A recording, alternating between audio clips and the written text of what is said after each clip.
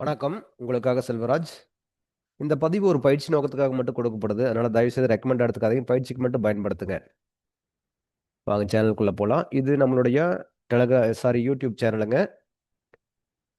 இதுல வந்து Telegram link கொடுத்துருக்கேன். இதையும் நீங்க கனெக்ட் பண்ணி பார்த்தீங்கன்னாவே உங்களுக்கு நிஃப்டியோட டெய்லி லைவ் அப்டேட்ஸ் வந்துட்டு இருக்கு. இதுவே உங்களுக்கு ட்ரேடிங் சப்போர்ட் ஃபாலோ பண்ணி பாருங்க. புதுசா இருந்தீங்கன்னா இந்த அப்டேட்டட்ஸ் வீடியோ பார்க்காம இந்த பிகினர்ஸ் கைடு இருக்குது பார்த்தீங்களா, ஒரு 15 வீடியோ இருக்கும். ஒன் பை ஒன்னா ஸ்கிப் பண்ணாம பாருங்க. இதுலயே நம்மளுடைய கோர் கான்செப்ட் இருக்கு. இதுவே வந்து பார்த்தீங்கன்னா ஒரு 70, 60, 70% நீங்க ட்ரேடிங் கத்துக்க முடியும். அந்த மாதிரி தான் கொடுத்துருக்கேன். பாருங்க. சப்ஸ்கிரைப் பண்ணாம தான் சப்ஸ்கிரைப் பண்ணிக்கங்க.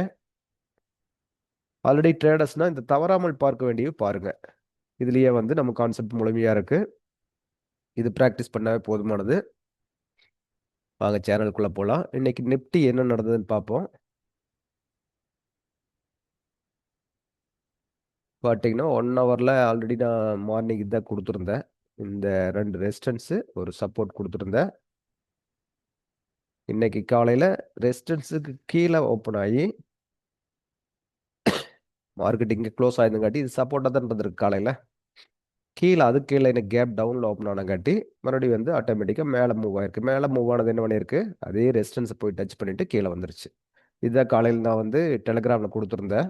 இந்த 2 லெவல் தான் கொடுத்துருந்தேன். அதே லெவல் தான் ஒர்க் ஆயிருக்கு. கீழே இந்த லெவலுக்கு வரல. கேப் டவுன் ஓப்பன் ஆச்சுன்னா எப்பவுமே வந்து ஒரு ப்ராஃபிட் புக்கிங் நடக்கிறதுக்கு மேலே வர்றதுக்கு பாசிபிலிட்டி இருக்குது. அதுதான் நடந்திருக்கு. பார்ப்போம். 5 மினிட்ஸில் பார்ப்போம் நம்மளுக்கு ட்ரேடிங்க்கு என்ன மாதிரி சப்போர்ட் பண்ணுச்சு அப்படின்னு பார்ப்போம்.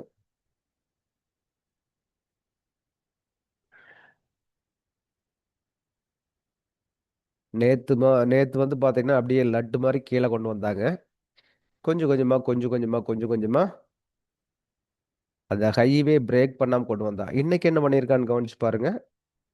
ஃபர்ஸ்ட் கேன்ல ஒரு நெகட்டிவ் கேன்ல கொடுத்து அதே இடத்த சப்போர்ட்டா வச்சுட்டு அதுக்கு பின்னாடி கொஞ்சம் மேலே போயிட்டு மறுபடியும் வந்து சப்போர்ட் எடுத்துட்டு அதே லெவல் அதே லெவலை சப்போர்ட் எடுத்துட்டு நேத்து கொடுத்த மாதிரி பர்ஃபெக்டான என்ட்ரியா இல்லை. இருந்தாலும் வந்து பாத்தீங்கன்னா இது பை என்ட்ரி தான். கரெக்டாக இங்கே என்ட்ரி கொடுத்துட்டு இப்போ நம்ம இந்த இடத்துல நினைக்கலாம் செல் ட்ரெண்டில் தானே எப்படி பை போகலாம் அப்படின்னு நினைக்கலாம். அப்போ வந்து பார்த்தீங்கன்னா ஃபர்ஸ்டே வந்து பார்த்தீங்கன்னா இந்த இதுக்கு மேலே பாடி க்ளோஸ் வைக்கும்போது கொஞ்சம் சரி ரைட்டு மார்க்கெட்டுக்கு பைக் மூவ் ஆகுதுன்னு தெரிஞ்சுக்கலாம். போயிட்டு கீழே வந்து அகைன் மேலே ஒரு கீழே இதுதான் நடந்திருக்கு. இப்போ வந்து பார்த்தீங்கன்னா நம்மளுக்கு இந்த இடத்துமே ஒரு பாயிண்ட் தான். இந்த இடத்துல நம்ம எடுக்காம இருந்தா கூட அகைன் மேலே போயிட்டு கீழே வந்து திரும்பும்போது இந்த இடத்துல நம்ம எடுத்துருக்க முடியும். கால் ஆப்ஷன் போயிருக்க முடியும். அகைன் மறுபடியும் பாடி க்ளோஸ், அகைன் பாடி க்ளோஸ், அகைன் பாடி க்ளோஸ். அப்போ என்னன்னு கேட்டிங்கன்னா அந்த லோவும் மாறிட்டே இருக்கு. இந்த ஃபர்ஸ்ட் லோ வந்து இங்கே வச்சிருக்கு, செகண்ட் லோ இந்த இடத்துல, தேர்ட் லோ பாருங்க அப்படியே கண்டினியூட்டி எவ்வளோ தூரம் அந்த லோ எடுத்திருக்கு. அப்போ ஒரு டைம் வந்து பார்த்தீங்கன்னா இங்கே எத்தனை டைம் போராடி இருக்குன்னு பாருங்க. இந்த லோவுக்கு வந்து பார்த்தீங்கன்னா எவ்வளோ டைம் இந்த இடத்துல போராட்டம் நடந்திருக்குன்னு பாருங்க. மேலே போயிட்டு மறுபடியும் கீழே வந்து இதே இடத்துல வந்து ரிஸ்க் எடுத்துட்டு மேலே போயிட்டா மறுபடியும் போனவன் மறுபடியும் கீழே வந்து இந்த லோ உடைச்சிட்டு லோ மீன்ஸ் இப்போ இது லோவை நீங்கள் கணக்கு வைப்பீங்க. இங்கே வந்து பார்த்தீங்கன்னா இந்த விக்கு இருக்குது பார்த்தீங்கன்னா இந்த கணக்கு இந்த விக்கு ப்ளஸ் இந்த விக்கு ஜாயின் பண்ணி ஒரு லைன் போட்டிருந்தீங்கன்னா கரெக்டாக இருந்திருக்கும் உங்களுக்கு. அப்போ வந்து பார்த்தீங்கன்னா கிட்டத்தட்ட இப்போ அதை உடைச்சிட்டு லோ உடைச்சிட்டு நின்றுட்டு இருக்கா. இங்கேயே வந்து மறுபடியும் மார்க்கெட் க்ளோஸ் ஆயிருக்கா. ஆக்சுவலாக ஒரு நல்ல இன்புட் கொடுத்துட்டு தான் மறுபடியும் வந்து அது லோ உடைச்சிட்டு நின்றுட்டு இருக்கா. இதுலேயே ஒரு நல்ல அவுட்புட் நம்மளுக்கு கிடைச்சிருக்கும். கரெக்டாக இந்த மாதிரி பாயிண்ட் பண்ணி எடுக்கணும். இதுதான் டெலிகிராமில் நான் முன்னாடியே கொடுத்துருந்தேன். நான் இந்த லைன் எல்லாமே வந்து நான் கொடுத்துருந்த ஏரியா தான். இருங்க அதை காட்டுறேன்.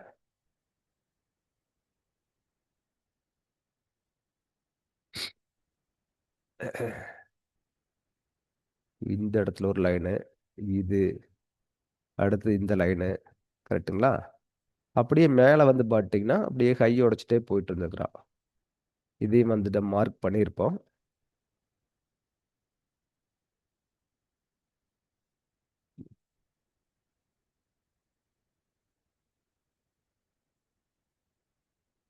டெலிகிராம் முன்னாடியே கொடுத்துருந்தாங்க நான் இதைய. இங்கே வந்து அந்த லோ உடைக்கிறதுக்கு முன்னாடியே இந்த இடத்துக்கு வரும்போதே நான் இங்கே வந்து ரிவர்ஸ் ஆகும்னு தான் கொடுத்துருக்கேன். அது நடந்திருக்குது மார்க்கெட்டில்.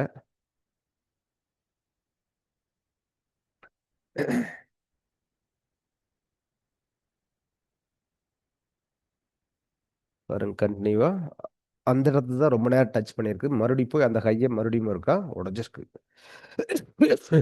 புதுசு ஒரு ஹை வச்சுட்டு மறுபடியும் தான் மார்க்கெட் கீழே வந்திருக்குது. அப்போ இந்த இடத்துல எடுத்து இந்த லோ வந்து இந்த லோ சப்போர்ட் எடுத்தது மறுபடியும் மேலே போயிட்டு இதை உடைச்சு போயிட்டு கீழே வந்திருக்கா. புரிஞ்சுங்களா? இது இப்படியே கூட டிராவல் பண்ணால் போதுமானது. நம்மளுக்கு இதை தாண்டி ஒன்றும் நடக்க போகிறது இல்லைங்க. மார்க்கெட்டில் சுற்றி சுற்றி இதே தான் நடந்துட்டு இருக்கு. நம்ம தான் வந்து எதையோ பண்ணிட்டு இருக்கோம். ஒன்றுமே வேண்டாம், ஃப்ரீயாக விட்டு பழகுங்க. அவ்வளோதான். அப்போ அது போயிட்டு எங்கே போய் திரும்பி வருது? நம்ம ஒவ்வொரு இடம் நம்ம ஃபிக்ஸ் பண்ணணும். இங்கே பாருங்க, ஒவ்வொரு கேனல் போன வேகத்தை பாருங்க. அதே மாதிரி வந்து பார்த்தீங்கன்னா கீழே இறங்குனது பாருங்க. கவனிச்சு பார்த்தீங்கன்னா உங்களுக்கு தெரியும். இங்கே போன வேகத்துக்கு கீழே அதே மாதிரி திரும்பி இருக்கு. புரிஞ்சுங்களா? இது வரைக்கும் வந்து பார்த்தீங்கன்னா காலையில் இந்த ஒரு மூமெண்ட் நல்ல மூமெண்ட்டு, அதுக்கடுத்து இது ஒரு மூமெண்ட்டு, அதுக்கடுத்து இது ஒரு மூமெண்ட்டு. இங்கே போகும்போது வேகம் கொஞ்சம் கொஞ்சம் குறைஞ்சிருக்குது, கவனிச்சு பாருங்க. அதாவது இங்கே போன வேகம், இங்கே போன வேகம் 3 கேனல், இங்கே 4 கேனல் போயிருக்கு. இங்கே 3 கேனல் போயிருக்கு மேலே, இங்கே 2 கேனல் தான் மேலே போயிருக்கு. அங்கிருந்து வந்தவன் இந்த லோவை பிக் பண்ண ஆரம்பிச்சிட்டான். அதுக்கு பின்னாடி வந்து பார்த்தீங்கன்னா நல்லா ஃபோர்ஸாக ரொம்ப நேரம் போராடி மறுபடியும் வந்து இதை உடைச்சிட்டு மறுபடியும் மேலே போயிருக்கான். போனவன் மறுபடி கீழே வர்றது பெரிய லெவல் வரல, கொஞ்சம் அப்படியே வந்துட்டு இங்கே வந்து ஒரு ஃபோர்ஸாக கீழே அமுத்திட்டான். இங்கே வந்து திணறல் வந்து இந்த இடத்துல இல்லை. அதை உடைச்சு வந்து முடிச்சிட்டான். இந்த மார்க்கெட் க்ளோசிங் டைமில் மேக்ஸிமம் அப்படி தான் பண்ணுவான். அவன் வந்து எங்கே முடிக்கும்னு நினைக்கிறான்னா அங்கே முடிச்சிட்டான் மார்க்கெட்டை. இப்பவும் சுற்றி வளைச்சு பார்த்தீங்கன்னா இந்த லெவல் தான்.